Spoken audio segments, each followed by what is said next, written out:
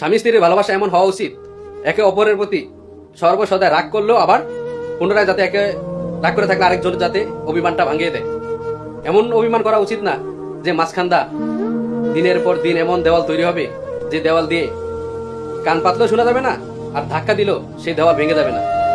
কারণ ওই দেওয়াল এমন একদিন এমন জায়গায় নিয়ে যাবে, দুজনকে দুই রাস্তায় নিয়ে যাবে, সেই দুই রাস্তা হয়ে যাবে বিচ্ছেদে।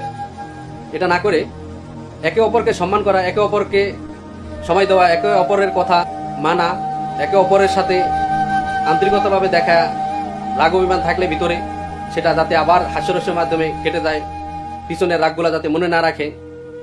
স্ত্রী যেটাতে খুশি হয় স্বামী যেন সেটা করে, আবার স্বামী যেটাতে খুশি থাকে স্ত্রী যেটা পছন্দ করে না স্বামী যেটা পছন্দ করে, দুজনের ভিতরে ভারসাম্য যাতে বজায় থাকে। দেখেন এমন দেওয়াল তৈরি করছে যে একে অপরকে কোনোভাবেই দেখতে পারতেছে না, শুনতে পারতেছে না, চেষ্টা করতেছে দেওয়াল ভাঙতে পারতেছে না। স্বামী স্ত্রীর ভিতরে এই জিনিসটা হওয়া উচিত না। অনেক, যদিও এটা একটা ভিডিও, কিন্তু অনেক বেদনাদায়ক। এরকম অনেক ফ্যামিলিতে, অনেক সংসারে, অনেক দাম্পত্য জীবন এরকম হয়।